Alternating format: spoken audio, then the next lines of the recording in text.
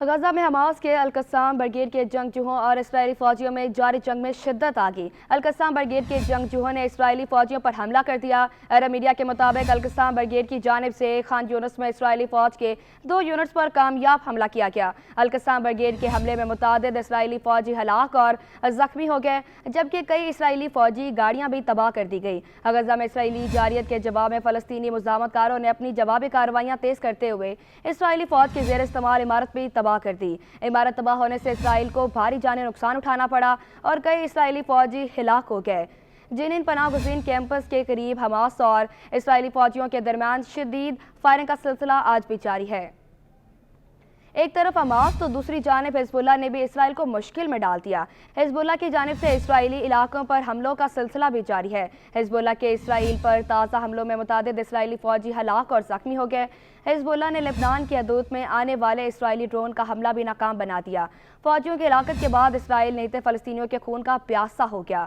ماہ سیام میں بھی غزہ کی پٹی میں اسرائیلی فوج کے وحشیانہ حملے جاری ہیں۔ عرب میڈیا نے فلسطینی وزارت صحت کے حوالے سے بتایا کہ غزہ میں گزشتہ 24 گھنٹوں کے دوران مزید 72 فلسطینی شہید ہو گئے، جبکہ 129 زخمی ہوئے ہیں۔ قطری نشریاتی ادارے کی رپورٹ کے مطابق یروشلم میں اسرائیلی فوج نے 9 عمر لڑکے سمیت 3 فلسطینی شہریوں کو گولی مار کر شہید کر دیا۔ زیتون محلہ میں اسرائیلی حملے میں خواتین اور بچوں سمیت متعدد شہری شہید ہوئے۔ غزہ میں جاری جنگ کے دوران خان یونس میں واقع گھر پر اسرائیلی بمباری میں مشہور فلسطینی فٹ بالر محمد برکات بھی شہید ہو گئے۔ عرب میڈیا کے مطابق محمد برکات نے فلسطین کی نیشنل ٹیم کی نمائندگی کی اور لوکل کلب کی جانب سے میچز بھی کھیلے گئے۔ فلسطینی فٹ بالرز کو خان یونس کا لیجنڈ کہا جاتا تھا۔ فلسطینی وزارت صحت کے مطابق 7 اکتوبر سے اب تک 3,11,084 فلسطینی شہید اور 73,000 کے قریب زخمی ہو چکے ہیں، جن میں 72% تعداد بچوں اور خواتین پر مشتمل ہے۔ فلسطینی وزارت صحت کے مطابق غزہ میں اسرائیلی حملوں، بندشوں اور غذائی قلت سے پیدا بیماریوں سے 27 فلسطینی شہید ہو چکے ہیں۔ اقوام متحدہ کے امدادی ادارے کے مطابق غزہ میں بہت کم امداد آ رہی ہے اور پابندیوں میں اضافہ ہو رہا ہے۔ غزہ میں اسرائیلی جارحیت روکنے کے لیے جنگ بندی کی کوششیں بھی جاری ہیں۔ قطری وزیر خارجہ کا کہنا تھا کہ غزہ میں جنگ بندی کے قریب نہیں، لیکن جنگ بندی کے لیے پر امید ہیں۔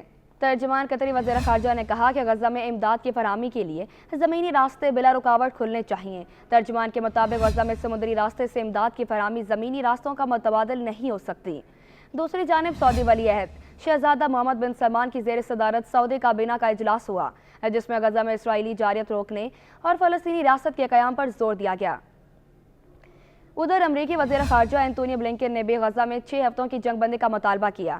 عرب میڈیا کے مطابق امریکی وزیر خارجہ اینتونی بلنکن نے کہا غزہ میں انسانی صورتحال دردناک ہے، غزہ میں اضافی امداد بھجوا رہے ہیں۔ اینتونی بلنکن نے کہا کہ غزہ میں جنگ بندی کے لیے انت تک کام جاری رکھیں گے اور یرغمالوں کی رہائی کے معاہدے میں غزہ میں 6 ہفتے کی جنگ بندی کے لیے کام کریں گے۔